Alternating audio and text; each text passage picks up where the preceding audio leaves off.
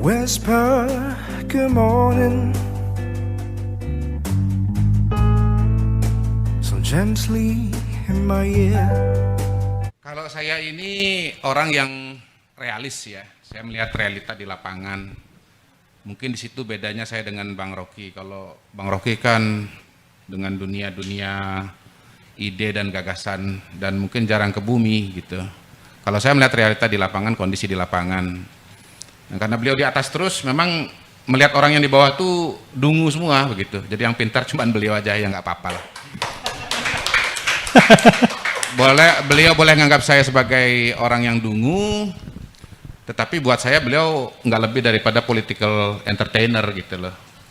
Kayak orang lagi stand up comedy gitu ya, orang ketawa tapi orang nggak nganggap serius sebetulnya. Dan yang terjadi di lapangan memang bukan seperti yang dipikirkan oleh Rocky begitu. Dunia ini tidak didasarkan pada joke-joke atau anekdot yang dilontarkan oleh Rocky. Ya, saya kira dia sedang asik sendiri tuh.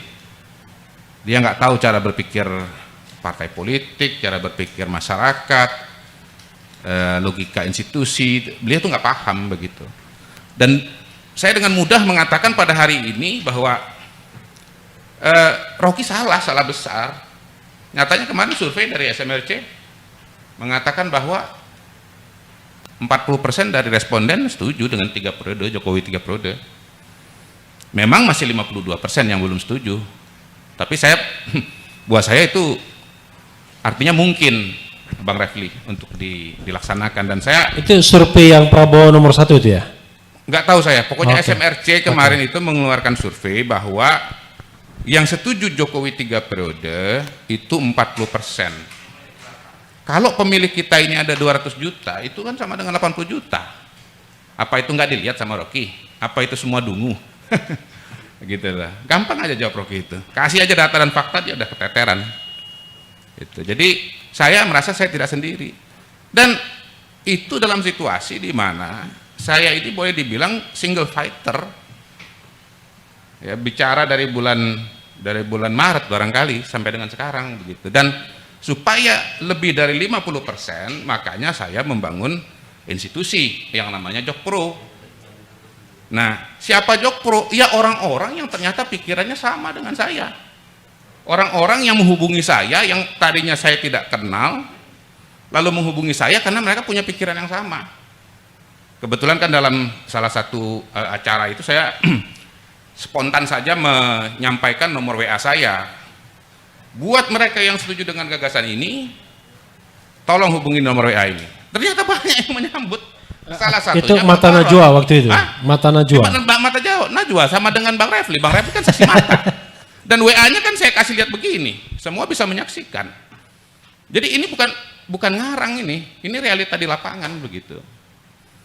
Nah, nanti Jokpro ini akan bergerak membangun jaringan di seluruh provinsi, di seluruh kabupaten kota, dan bila perlu sampai ke tingkat kecamatan, begitu loh. Supaya apa? Supaya gagasan ini bergulir makin luas, ya, daya jangkaunya juga makin dalam, menjadi bola salju, dan sampai di suatu titik di mana ya nanti mayoritas masyarakat Indonesia akan menyatakan setuju dengan gagasan Jokowi 3 periode begitu loh. Jadi ketimbang retorika yang disampaikan oleh Rocky Gerung tadi, saya kira nggak ada yang bisa diukur tuh semua.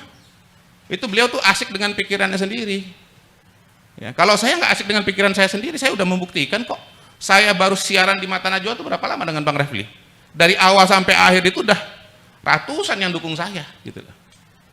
Dan kalau lihat survei pada hari ini 40%. Dan buat saya untuk ngejar 11% itu saya sangat yakin. Dalam waktu katakanlah 6 bulan atau 1 tahun ke depan, mayoritas nanti akan setuju dengan gagasan ini. Nah, kalau tadi dikatakan juga bahwa ya ini 2 orang yang menyebabkan perpecahan, maka kemudian keduanya jangan maju lagi. Nah, dia nggak paham dengan realitas sosial di lapangan, nggak paham ini, nggak paham Bang Rocky ini. Memang no Rocky no party itu, Rocky itu kan Bang musik-musik buat. Saya kira Rocky menyesal nggak datang ini. Iya, buat joget-joget aja. Orang seneng joget-joget dengan dia, tapi keluar dari ruang orang lupa sama dia gitu loh. Jadi yang menyebabkan perpecahan itu adalah provokasi dari elit, ditambah dengan memang realita masyarakat kita yang beragam begitu. Indonesia ini kan sebetulnya impossible nation dengan luas yang begitu besar, 2 juta kilometer persegi, suku yang begitu banyak, agama yang juga beragam begitu. Nah, negara ini itu selalu dalam proses dan itu kita harus jaga sama-sama gitu loh. Sekarang dengan adanya politik identitas secara global, kemudian juga masuk ke Indonesia, banyak pemikiran radikal, fenomena terorisme, ya, orang menggunakan agama untuk kepentingan politik, kampanye politik, fenomena tahun 2014 orang bikin koran obor rakyat, quick count-nya ada 2 versi, itu dilihat nggak sama Bang Rocky?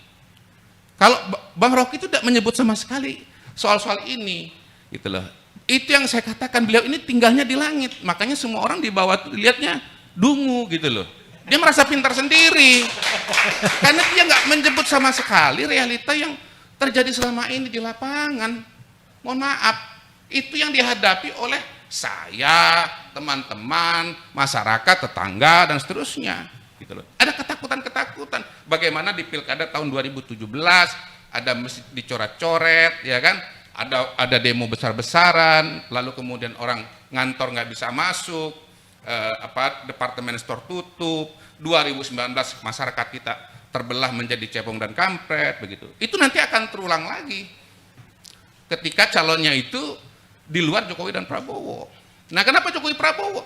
Ya karena yang sekarang ini punya suara, punya kursi untuk melakukan untuk mencalonkan kandidat, ya, melakukan amandemen, ya, orang-orang seperti Pak Prabowo, seperti Ibu Mega, ya, Pak Jokowi yang mendapatkan dukungan politik. Nah, kalau bukan mereka, nggak bisa. Termasuk Bang Henry Satrio, ayo proposalnya apa? Nggak bisa. Mau berapa ratus pun nama yang disebut oleh beliau, nggak bisa gitu loh. Jadi kita itu bikin proposal politik, ide politik Bu Ria, itu harus melihat realita di lapangan. Kalau mau berjalan gitu loh. Kalau nggak sesuai dengan realita di lapangan, nggak akan pernah berjalan. Jadi singkatnya saya mengatakan bahwa kalau gagasan ini dilaksanakan, mudah-mudahan pembelahan politik seperti tahun 2014, 2019 tidak akan terjadi lagi, ya, karena Jokowi Prabowo itu bersama-sama kemungkinan besar akan diusung oleh mayoritas partai, lawan kotak kosong, dan kalau kotak kosong lawannya, pengalaman selama ini tensi politiknya akan turun jauh, ya, dan semua proses itu akan berjalan aman, damai dan lancar, ya, sehingga kemudian Indonesia bisa cepat recovery dari COVID-19 dan pertumbuhan ekonominya akan lebih